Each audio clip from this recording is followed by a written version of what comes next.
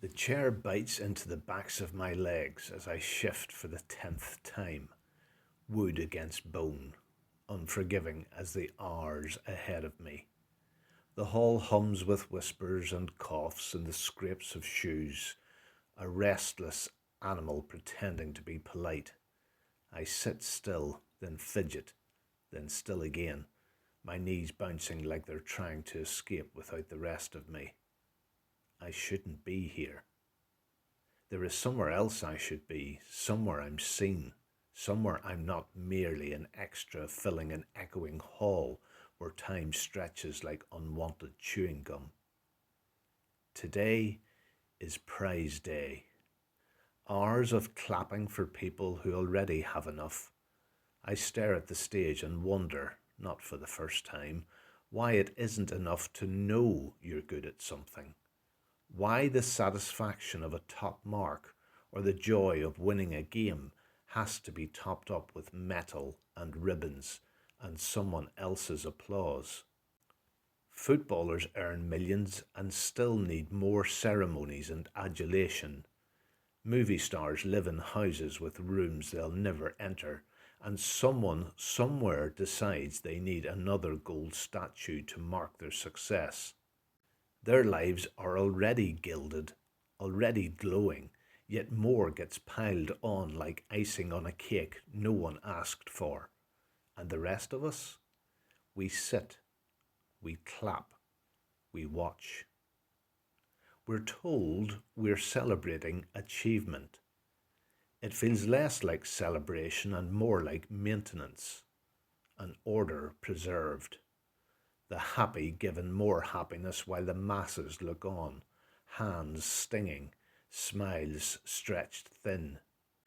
I glance toward the stage, toward the woman who makes it all possible. The principal stands at the podium like a crow guarding stolen treasure. She is small, sharp, and tightly wound, all elbows and angles, her black graduation gown hanging off her like a Halloween costume. The mortarboard perches on her head at a ridiculous slant, as if it has self awareness to be embarrassed and is trying to escape. She looks less inspirational leader and more overdressed chess piece. Her smile is the worst part, fixed, shiny, prosthetic. It is unconnected to her heart and eyes, which dart constantly scanning for cameras, for important parents, for proof that she matters. Prize Day is her annual resurrection, her highlight reel. Year after year, she positions herself beside sprouting success, grinning as if she planted the seeds herself. The school is not a place of learning to her. It is a ladder, a launch pad, a tool. She backs students the way gamblers back horses, placing her bets based on form. The ones she thinks will pay off, future lawyers, doctors, captains of industry. The photogenic and the polished. The rest of us are static, background, making up the field to give the illusion of competition. I am firmly in that category.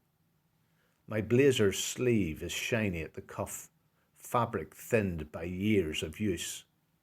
Uniforms cost money we don't have, a fact not helped by the school picking suppliers who priced clothing like it's spun from sunlight and stitched with gold.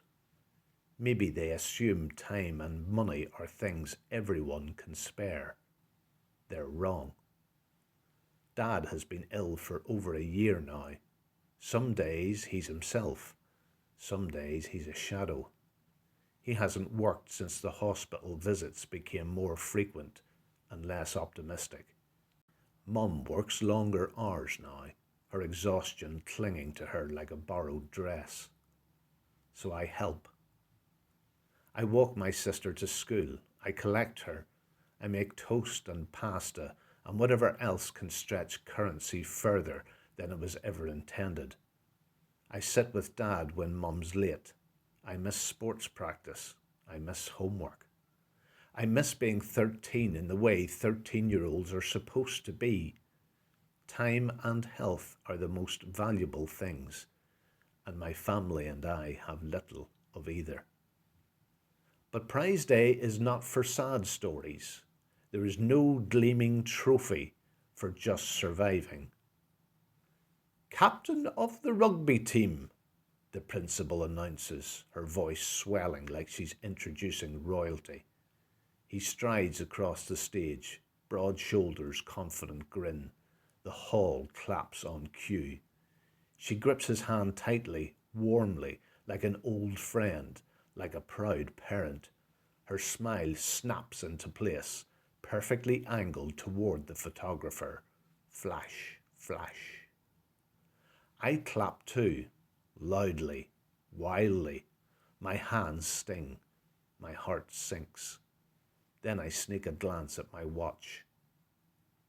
Dinner. I calculate the limited options. Something cheap, something filling, maybe eggs, maybe rice or pasta. Time is shorter than I hoped. A trophy the size of a small child is handed over, dragging me back to the present. Parents clap like they've been rehearsing, faces shining, hands moving in perfect unison.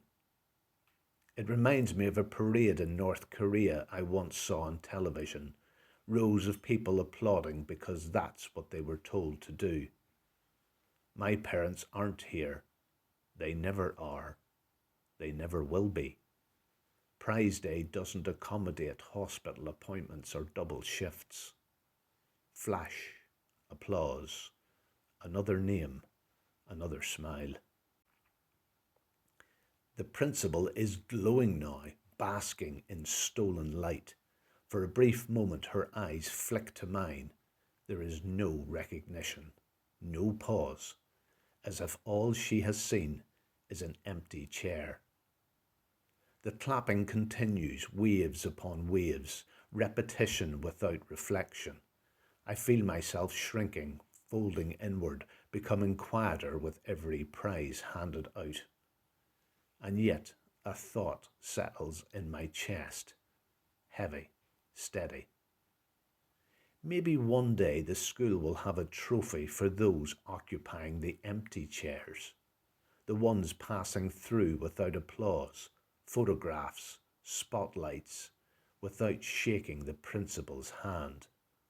A prize for those whose school years are marked by carrying more than their fair share.